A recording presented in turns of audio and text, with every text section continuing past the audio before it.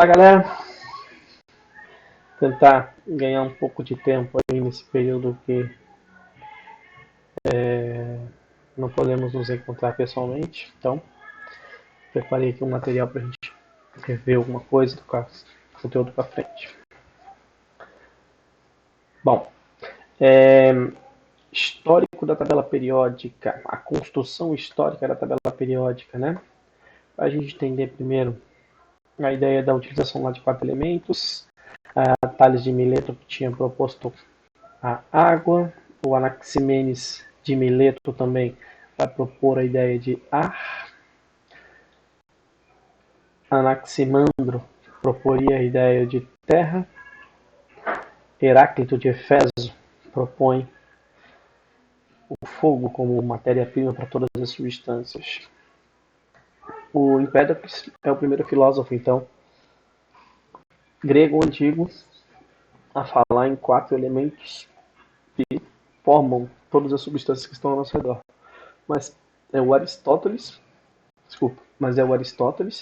que coloca o éter ali para fazer uma espécie de intercâmbio entre essas substâncias, né? A correlação entre essas substâncias para que elas formem as outras substâncias. Isso aí vai ficar sendo difundido durante toda a Idade Média, né? Querendo lá o alquimista fazer mercúrio, chumbo virar ouro, em cima dessa ideia de Aristóteles aqui, falando que os elementos são intercambiáveis, e aí a gente tem uma primeira ideia de tabela periódica, apesar de não ter nada a ver com a tabela periódica, né? Mas 4 elementos sendo alocados aí numa região, sabe? Bastante tempo se passa, a gente já está indo lá para o século XVII. Robert Boyle, em seu livro O Químico Cético, vai definir elemento químico, uma definição moderna de elemento químico, né? Não é a atual, não é a que a gente usa hoje em dia, mas ela já é um conceito mais científico, né? O que ele traz como elemento químico? O elemento químico é aquela substância que não pode ser decomposta, né? Então aqui a gente tem a decomposição da água, né? Você tem o H2, olha só, 2 volumes de hidrogênio para cada um volume de oxigênio, H2O. Então a água pode ser decomposta em substâncias mais simples, o que faz com que ela não seja mais um elemento químico, né? Hidrogênio e oxigênio, a partir desse período aí, são chamados, então, de elementos químicos, em cima da definição, em cima do conceito de Robert Boyle, certo? Esse conceito ele vai ser importante para o cientista que vem em seguida, chamado Lavoisier. O que o Lavoisier vai propor? Bom, em relação à tabela periódica, não tem nada diferente. Ele faz uma lista com 33 elementos químicos, né? O livro Tratado Elementar da Química, uma lista com 33 elementos químicos, dentre eles oxigênio, hidrogênio, a gente tem aqui nitrogênio, enxofre, fósforo, mercúrio, zinco e 2 probleminhas, né? Ele listava aí luz e calor como 2 elementos químicos também. Desculpa.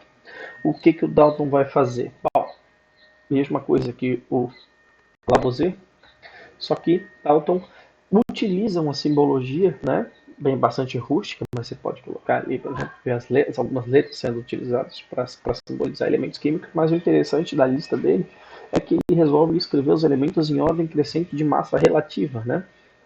Então, essa lista tem uma sequência de massa relativa desses elementos. Isso é um conceito importante.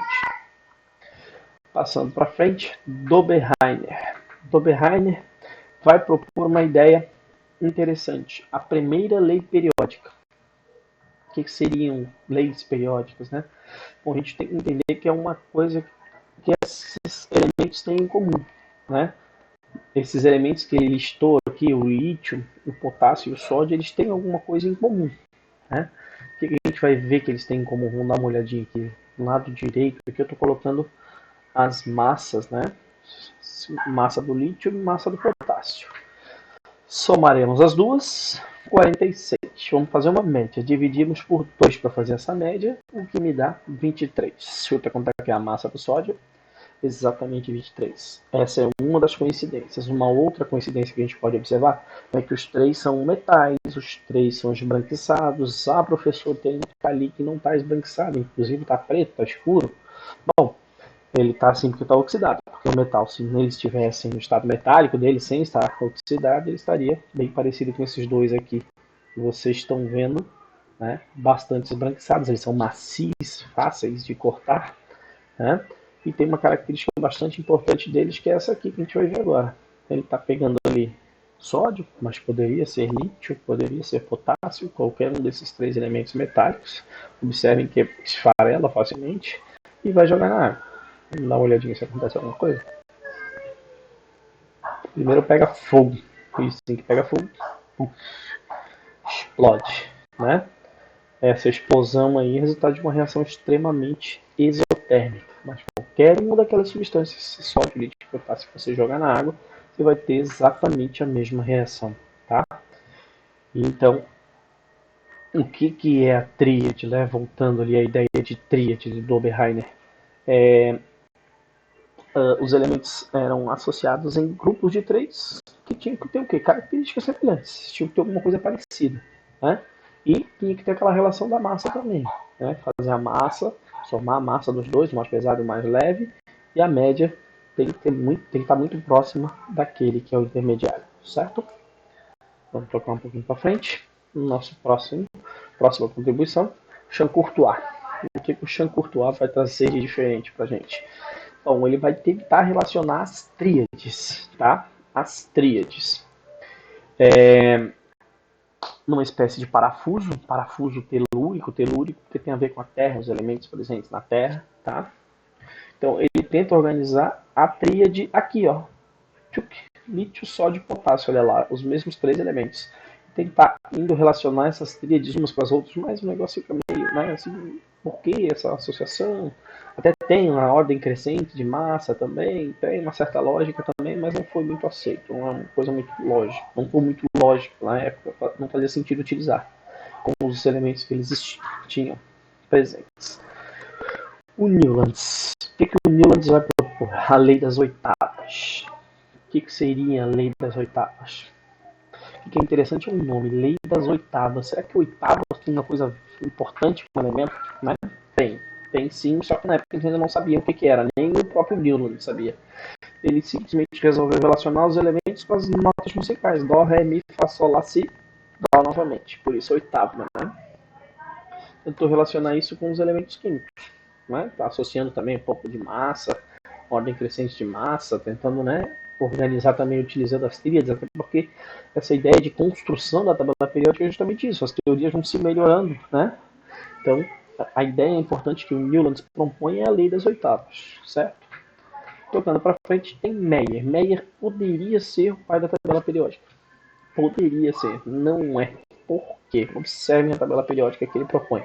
Ordem crescente de massa, isso já vem desde Dalton, né? Ordem crescente de massa. E ele vai alocar na mesma coluna, né? Não apenas uma tríade, não apenas três elementos, tá? O que ele vai colocar ali? Em vez de três elementos, colocar numa mesma coluna elementos que tenham características semelhantes, independente se é 3, 6, 7, né? Então, na mesma coluna, só colocariam-se elementos que teriam características semelhantes, né? Coloração, reatividade, formação de substâncias. E aí o problema que a gente se depara e está olhando para a tabela para ver isso, é que ela fica cheia de buracos, cheia de furos. E aí os caras perguntam, o que esses furos estão fazendo na sua tabela? E aí não sabe responder. Não tem como peitar essa ideia, falar assim, não tenho a menor ideia do que esses buracos estão fazendo aí, então, né, acabou não sendo aceito também. E aí vem o tal do Dmitry Ivanovich, Dmitry Ivanovich Mendeleev. Mendeleev é o pai da tabela periódica, tá aí o motivo de eu chamá-la sempre de TPM, né? E aí, o que a gente observa olhando a tabelinha do veinho, né? O que a gente observa é que ela também tem uns furos ali perdidos, olha lá. Os mesmos furos que apareciam na tabela de Meyer aparecem na tabela de Mendeleev. Ele coloca os elementos em ordem crescente de massa, joga na minha mesma coluna elementos que sejam semelhantes, que tenham características semelhantes. E aparecem os mesmos buracos. E a pergunta que é feita para ele é: o que esses buracos estão fazendo na tua tabela? Bom, esses buracos estão aí porque esses elementos são elementos estão na natureza, mas nós, ou vocês, cientistas, ainda não conseguiram localizar esse elemento. Eles estão aí na natureza, é só a gente procurar que a gente vai achar. Então ele, né, utilizou uma nomenclatura específica que ele criou, né? ECA, por exemplo, aqui eu peguei o ECA silício, que quer dizer ECA silício, elementos que vai logo abaixo do silício na tabela dele, certo? E organizou algumas características que esse elemento poderia apresentar. Como é que ele pegou essas características? Ele veio do nada e colocou ali, foi chutando? Não. Porque era um buraco que estava exatamente naquela coluna específica, onde elementos que estão naquela coluna têm as mesmas características. Então, em cima das propriedades, das semelhanças entre essas propriedades daqueles elementos da mesma coluna, ele propôs essas características aqui para esse elemento, chamado ECA silício aqui. Pouco tempo depois, o que aconteceu? Localizaram o tal do elemento químico e olha lá quais eram as características do elemento químico. Ah, professor, estou enxergando diferenças ali. Sim, mas diferença muito pouca, né? Pouquíssima diferença. Praticamente acertou tudo. Inclusive tem um caso específico que eu citei para os alunos que estavam no primeiro ano, que é o ECA-alumínio. O ECA-alumínio hoje é chamado de galho, né? O cientista lá que descobriu o elemento químico, uma das coisas que ele tem que fazer é dizer as características daquele elemento que ele encontrou na natureza. E ele disse a densidade. Não, vamos supor, sei lá, 27. Tinha que dar 27 lá. Não precisa nem usar unidades, só para vocês terem.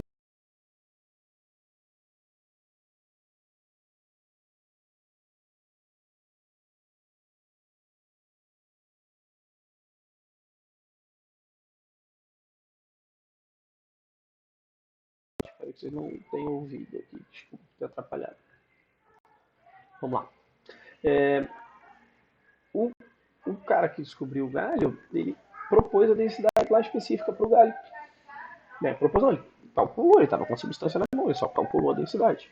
E vieram com esse dado para o Mendeleev e falaram assim, não, o cara está dizendo lá que é 27, mas tu estava previndo 25.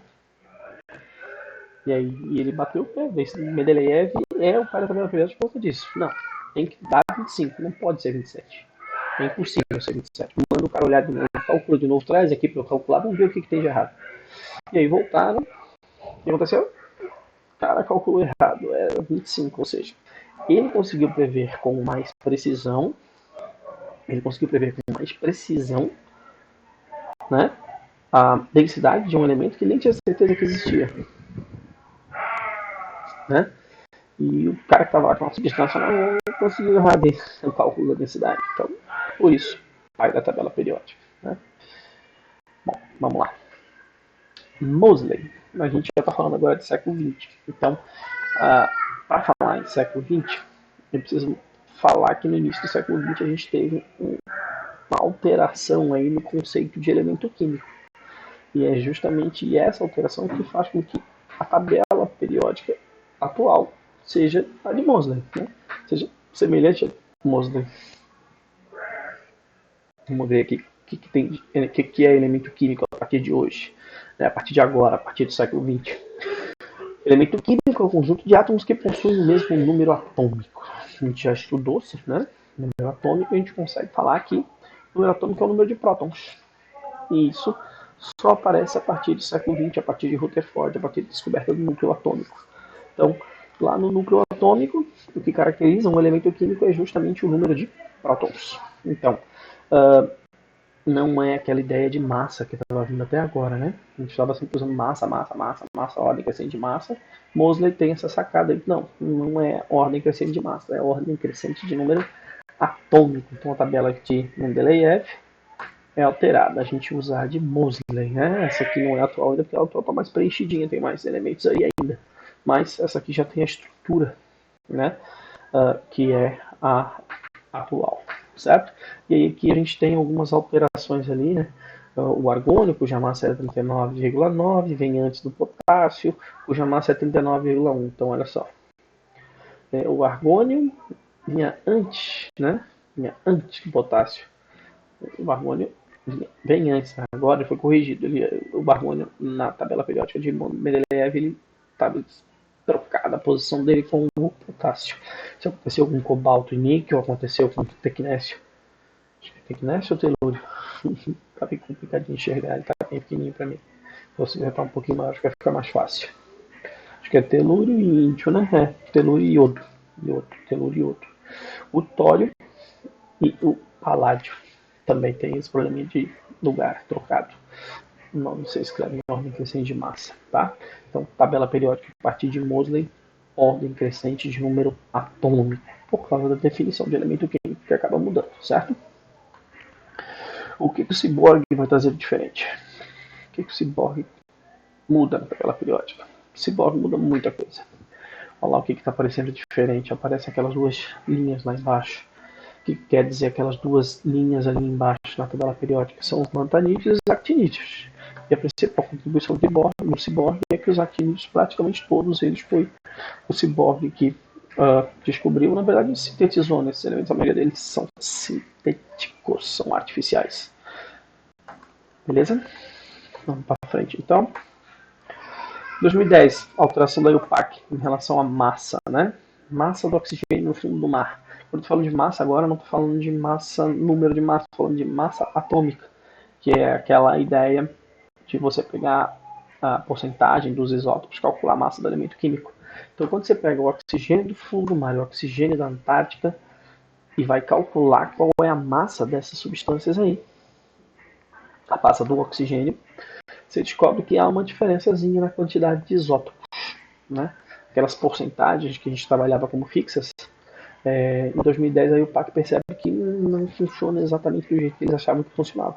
Só que para nós no ensino médio, o que isso vai trazer de diferente?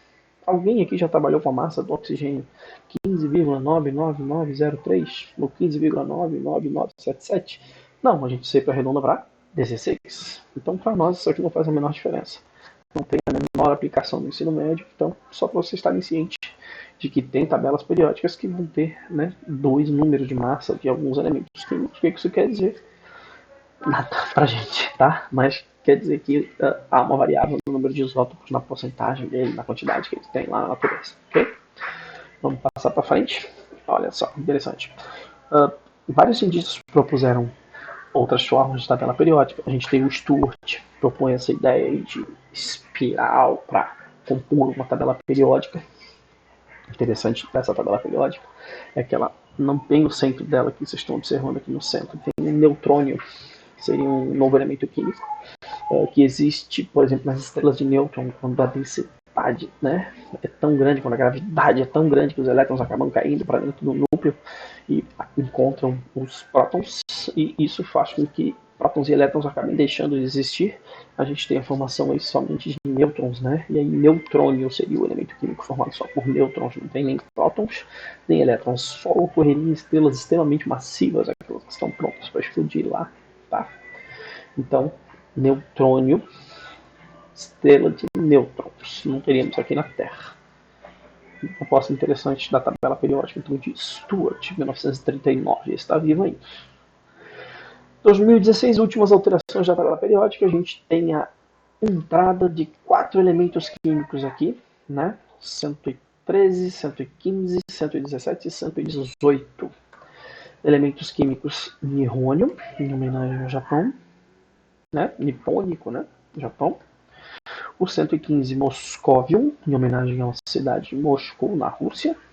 Tennessinium, ou Tennessine, em homenagem ao estado norte-americano, estadunidense lá, de número 117.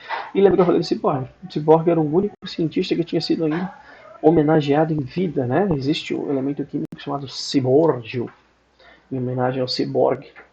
Ainda era vivo na época.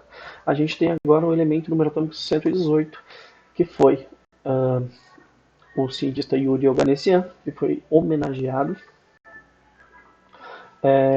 com o nome do elemento químico. Né? A gente tem vários cientistas que foram homenageados, mas em vida só dois, Cyborg e o Oganessian. Então a gente tem lá o Einstein, Bohr, Rutherford, a Marie Curie, o Púrio, né? Tem vários elementos químicos que homenageiam também cidades, outros países, mas muitos cientistas foram homenageados também, tá? Eu vou estar disponibilizando o link para vocês do vídeo no YouTube. Eu acredito que lá vocês consigam visualizar as videoaulas que eu vou tentar fazer, né? Espero que tenham gostado. Qualquer dúvida, entre em contato comigo. Parece não ser criados grupos de WhatsApp para a gente conseguir conversar e discutir um pouquinho. Me perguntem, acessem lá os horários que eu estou disponível para a gente poder conversar e tirar essas dúvidas de vocês, ok? Valeu?